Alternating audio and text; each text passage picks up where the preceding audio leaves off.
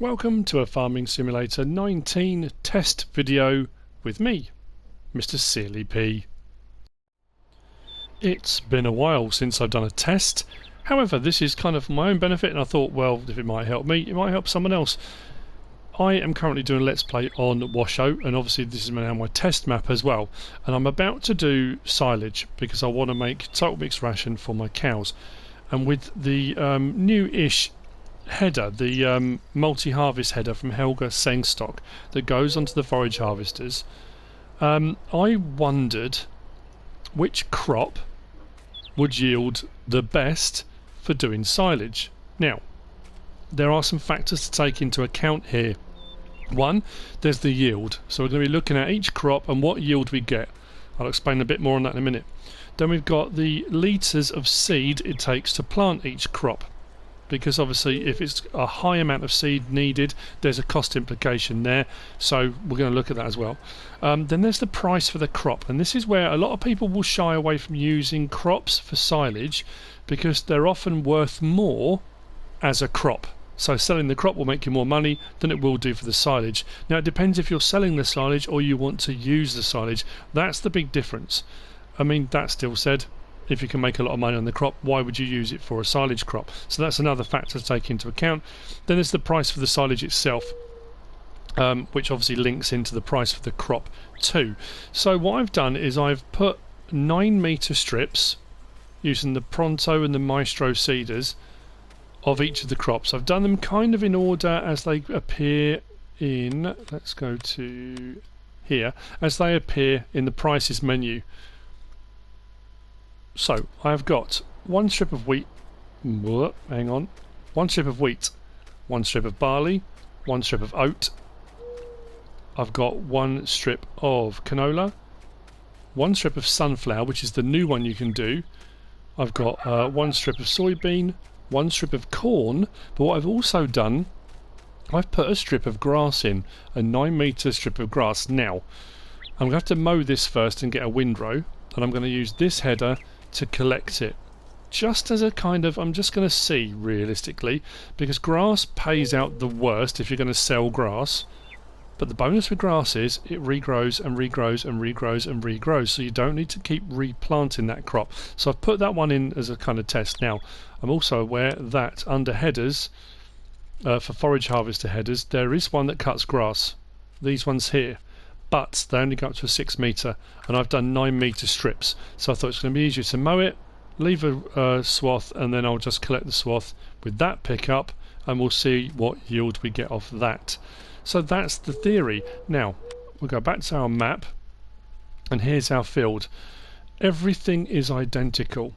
The field, they're all on maximum growth. They're on the most orange, ready to harvest, so they're all exactly the same on there.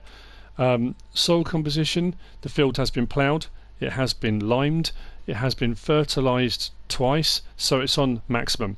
And that's the same for every single crop in that field. So there's nothing different there with the field. The field is identical, 9-metre strip of each, which is identical. The harvesters are identical and brand new. The headers are identical and brand new, and so are the random trailers. So everything is exactly the same. All that's different is going to be the crops and the yields we get from them. That at least is the theory. We'll see how that works out. Now, as far as how many litres of seed they all used, and this was quite an interesting one. You notice when you're planting fields normally that some require more seed than others. But starting with the weed, for one complete strip, and we are going to do a complete strip of the field, the wheat was 187 litres. The barley was 186 litres, oats was 187 litres, the canola was only 75 litres of seed used, which is interesting. Sunflower 112, soybean 113, corn 148, and grass was 112. So the heaviest was the wheat and barley for seed, realistically. Now everyone tends to fall back on corn as the silage crop, because it's just kind of, you get a good yield, and that's kind of what everyone's used to. I was intrigued because obviously sunflower is a new one. Is that going to yield well? So that's the test. First thing I'm going to do though is I'm going to set this mower off and get our windrow on here. Let's drive that forward, drop that down, because this is a 9.9 metre thing. Did it miss the start? A tiny bit at the start. Only a tiny bit. Right. So once that's done, I'm going to set off each of the forage harvesters. It will go down the strip, and when we get to the end we'll check each one and see what we've got in the tank, and then we can decide based upon seed put in, what the crop costs, what it's worth, say not what it costs, what it's worth, to decide realistically which is the best one for using for silage. So first one is our wheat. Let's set this off. I'm going to use a worker. Each header is 9 metres wide, so if it misses a bit of the crop it doesn't matter as long as it's using 9 metres. Let's just see what happens first here. It should take all 9 metres, even if the crop is off the edge a little bit. Now obviously we've got this issue now since the update 1.4. If you hire a worker on forage harvesters, and thank you for Big Papa C who did a video on this very problem. If you do it yourself it works fine. If you hire a worker it goes very stuttery. No one's quite sure why it's doing that. I'm hoping actually it's going to get right to the end. We shouldn't get a full trailer. I can't see us getting 60,000 litres off of one strip. That would be quite unusual. So I'm going to let that one go. Hopefully it won't turn around when it gets to the end. I'll keep a check on it. I'm going to set the barley one off, and like I say, I'm going to do each one in turn, set them off, and I'll see you in a minute when we get to the end. There's no trickery, there's nothing. I stand to gain nothing by cheating doing this, because I'm the one that wants the result. I want to find out where we stand on this, because I am incredibly curious.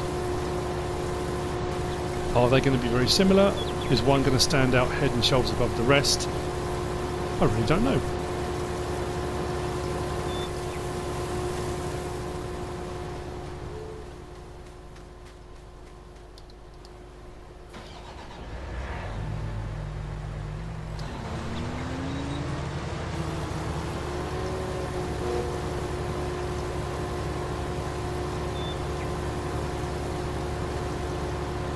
Now how weird is that? That's doing oats and it's not stuttering at all.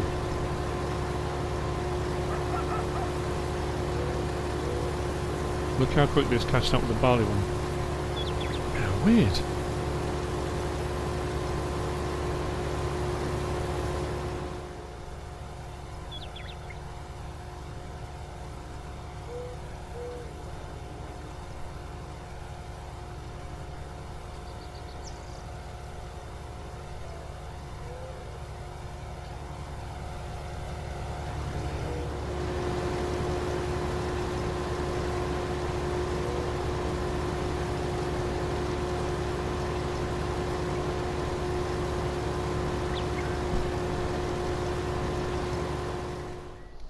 Okay, so some interesting surprises here for me personally. Obviously, I'll always get the comments people say, "Yeah, we knew that already." Okay, good for you. So let's start off with the wheat. The wheat we have got 25,255 litres. That's not bad at all. Wheat and barley and oats don't pay out particularly highly compared to some of the other crops, so it's going to be interesting to see. Barley, we've got 27,000 litres, so the barley edges it over the wheat, only by a little bit, but over a bigger field, or if you're doing an entire field, you're going to get more chaff from barley than you are from wheat. Both of those surprised me. I thought they'd be lower. They're not too bad at all, actually. So our wheat and our barley. Next up is our oats. Only 17,000, so the oats is 10,000 less than the barley. Oats, better off having it as a crop, I guess, you know, if you're going to feed it to your horses or anything like that, but you're not going to make as much money. Yeah, I don't think you're going to. You're better off selling it as a crop, I think. So after our oats we've got our canola. So our canola comes in at 13,000. That's even less. Now canola is one of those crops that pays very, very well. You get a good price for canola, so realistically you're better off, way better off selling this as a crop than you are chaffing it, because that's actually quite low for the canola. Right, so next is the sunflower, and the sunflower is the one I'm interested in because this is the new one, and I'm wondering if is it equitable to corn. We'll see. Only 11,000. That's even less than the canola. So again, sunflower normally pays out quite well. It's not a bad crop price wise for a crop. Are you going to silage it, chaff it into silage? No, I wouldn't. That's the lowest so far, 11,000. So after our sunflower, we've got our soybean. Soybeans at 10,000. That's even less. Okay, now soybeans, I think one of the better, if not the best paying out crop.